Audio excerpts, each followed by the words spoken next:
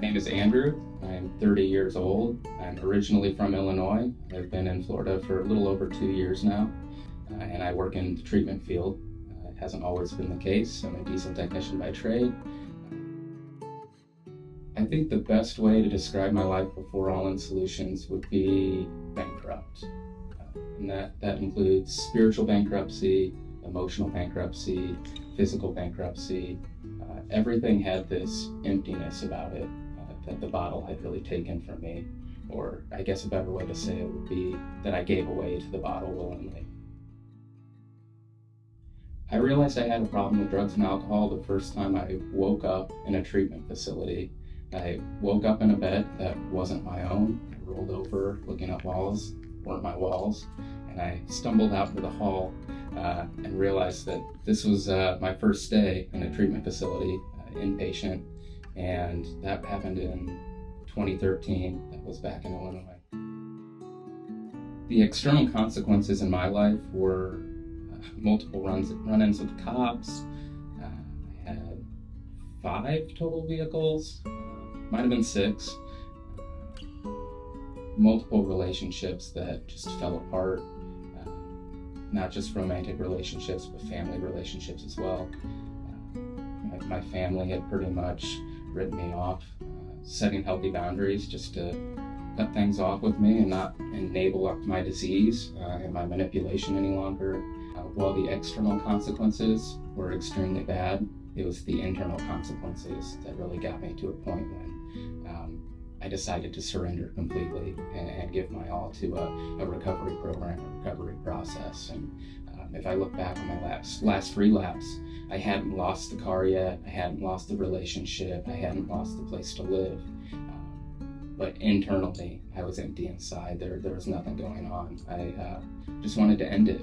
I didn't want to go through the pain anymore, and I was done. I was ready to give up.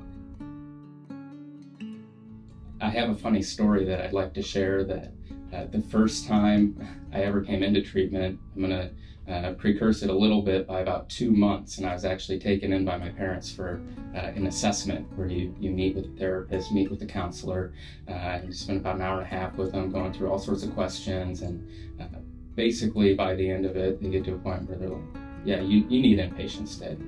You've got a problem. And at that point, I wasn't ready, I wasn't open. My heart was closed off to it, and I was still in that denial stage of addiction. And I remember a few of the clients that were around the facility had come through, and I thought to myself, I am not like those people. That's not me. I'll never do this. And so I declined their help at this time. And then it was about 2 months later, that was the time I woke up in the bed at the same facility, walking out into the halls where I was meeting the same people. And it didn't take but probably 2 days that I realized I am one of these people. These people are just like me. They're no different. They're struggling with the same exact feelings and emotions that I have. Having gone through one other treatment center, apart from All In, before I had gone through there twice as well, it was more of a state-run facility.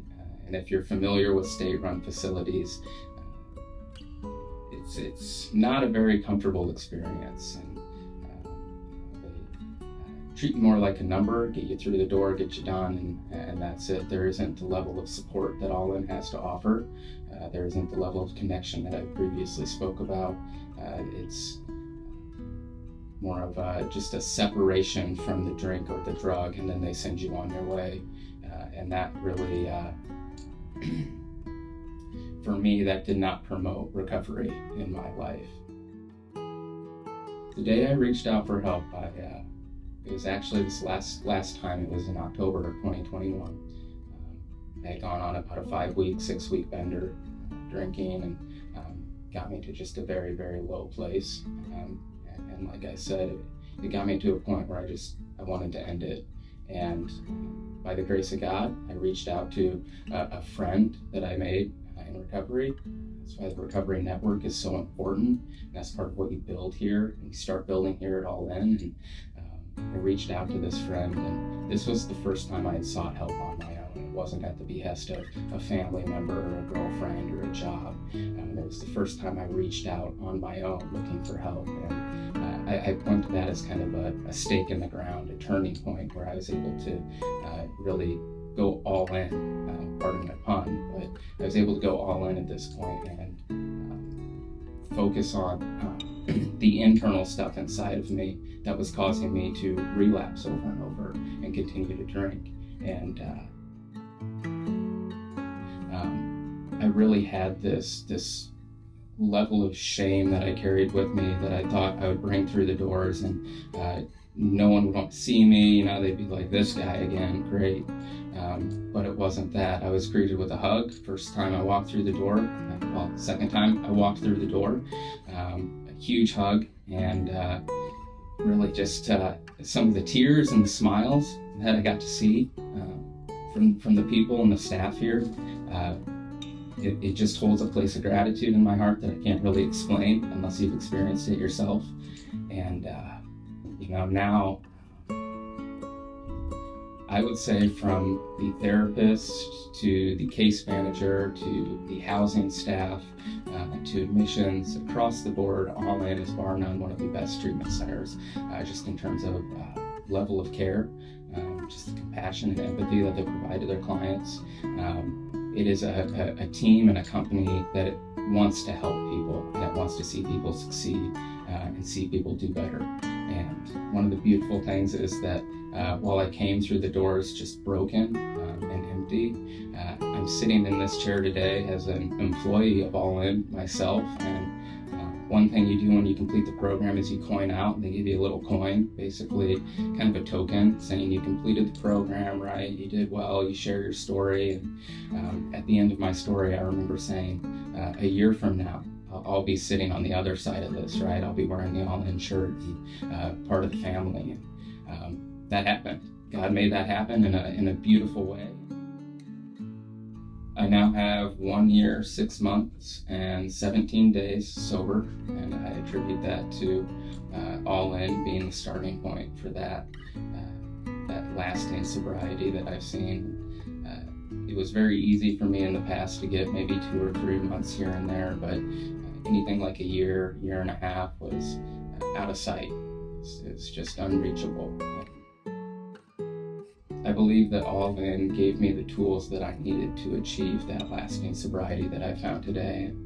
Today my life is it's really just full of joy. I think that's the best way to describe it, that even though there's things that happen in life still that are hard and that hurt, that doesn't take my joy away, because life is amazing. And I tell people that while my family might be 1,200 miles away in Illinois, we are closer now than we ever were when I was 12 miles away, living by them. We FaceTime. The advice I would give to anyone trying to seek help that's getting to that point for the first time, or has sought help before, or is even in treatment now, would be to just remain open, have an open mind and an open heart. Because really, that's going to be the foundation for everything. If you're closed off, you're not going to receive what there is to offer here. You're not going to receive what treatment has to offer you, what a recovery program has to offer you, really what life has to offer you, if you're closed off to it. So I just encourage you to just keep your mind open, keep your heart open, try and take a step back from the situation and look at it objectively, that while it might suck now, it's not always going to suck. While it might be hard now, it's not always going to be hard. It will take some hard work, but it's not always going to be hard. So I just want to encourage you in that fact that the hardest part is always going to be reaching out for help that one time. It's always going to be the hardest part is surrendering the ego so that you can seek help and actually receive it. So part of that is just remaining open in your heart and in your mind, and really blessings will come from there.